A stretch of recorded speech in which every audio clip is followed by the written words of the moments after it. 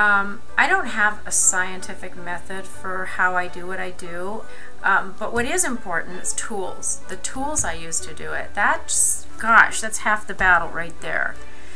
You can go out to any store that sells art supplies and get some tools. All of the things in the section that say sketching or drawing are tools. The first thing that you want is the right paper. Bristol is the right paper for what I'm going to show you. This paper is particularly awesome for working with graphite / pencils and charcoal, two of my favorite things to sketch with. I also love to sketch with alcohol inks, Sharpies, Prisma pens, all kinds of stuff. So that's your first tool, all kinds of charcoal. But to me, for drawing and drawing the style I draw in, Generals is my absolute favorite, and it is inexpensive. This little set has I think 1 medium, 2 soft pencils, and 1 white charcoal highlighter, and a kneadable eraser. There's another thing that's just magical when you're trying to create shadowing, and this is a very inexpensive brand of it. It's Artist Loft is the brand. You can get it at Michael's. It's a group of graduated size blending nibs. Now they call them blending stumps. I've known them as nibs my whole artistic life, so to me they're blending nibs. They're basically very tightly rolled paper that has been shaved off to create sort of a pencil-like point. I use a little inexpensive brush to do similar thing to the nib, only it's even softer. It can create super soft shading. So you can see directly where my charcoal pencil goes. We created this little circle. We're going to just pull out of it a spiral and come back on itself and just close that circle. You don't really need to do anything else. You just circle a little dot, pull out of it, go around the dot once, and come back to the first bend in the line that we started with. Now, before you go any further, I'm going to show you why this tool is so cool. What we want to do is make this look wispy, dreamy, and artistic. So we're just going to use this nib to rub away all the rough surface of the extra charcoal particles that are left by dragging it across the paper surface. You can see that that circle looks like a much more defined line, and it's a very simple design. It's a dot, a line out to the circle, a circle. 1, 2, 3. That's pretty much the center of my flower. Since we have that there, we're going to do it over here too. So we might as well build 2 flowers at once.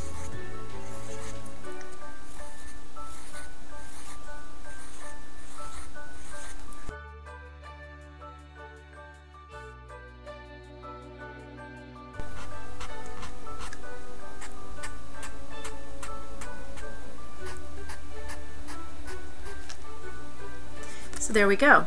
The next thing we want to do is decide how we want our outer petals to be. Do we want big, billowy, flowy petals that look something like a hibiscus?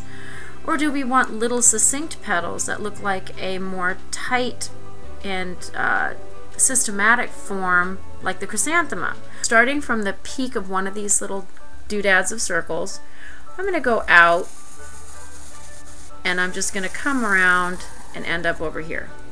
Now, no rule, doesn't have to be like that. I started from here and ended there. I could have ended here, but I made it more narrow petal, more spear shaped.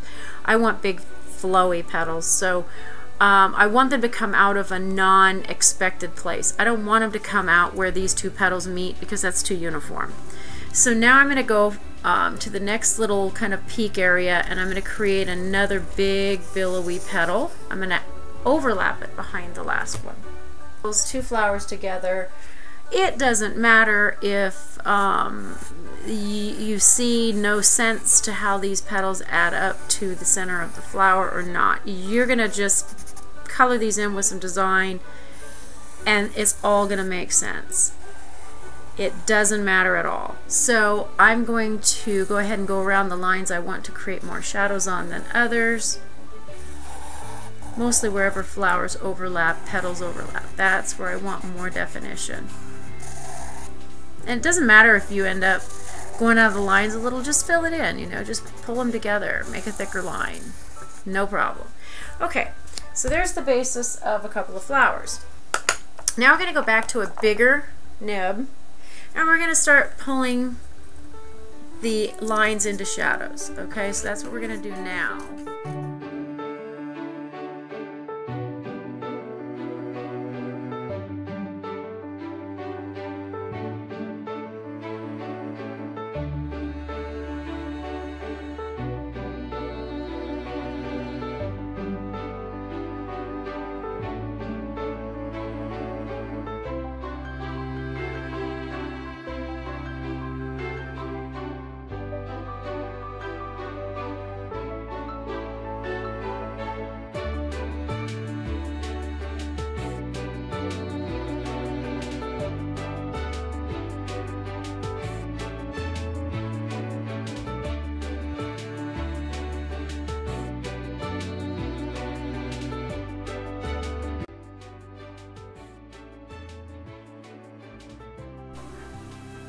Now, what I like to add, just for more character and definition, is what I like to call doodads, branches, and leaves.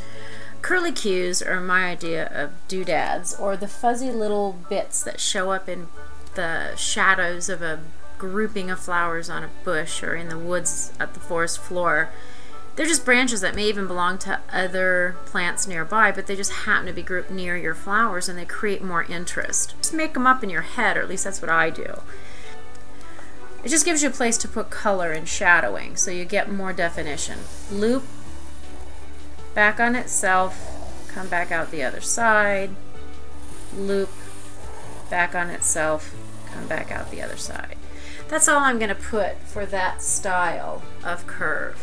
Then I'm going to go back in with my nib and do the same thing we did before and finish up these rough looking charcoal lines.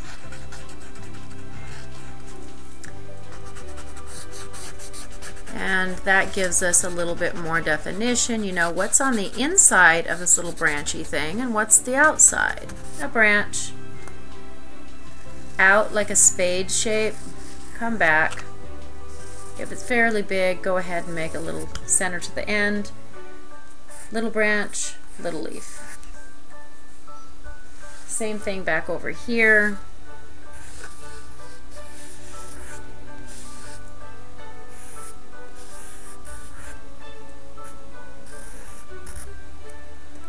And that is pretty much the simplified version of what I did on the other picture. Now we're going to come back, and again, shadowing. We want to give it dimension.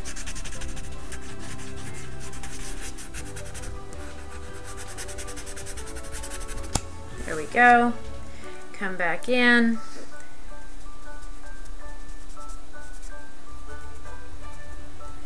Maybe lighten some little spaces up so it doesn't look like I just colored it in.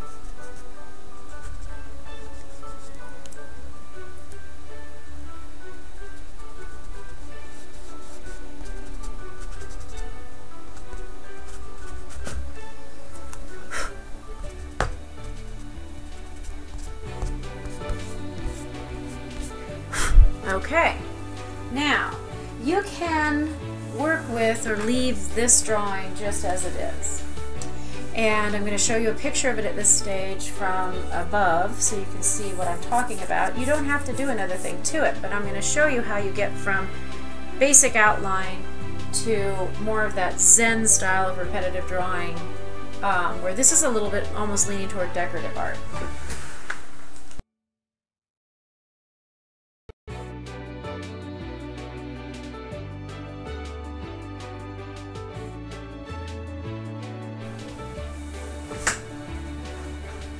Okay, we're back, and now we're going to add the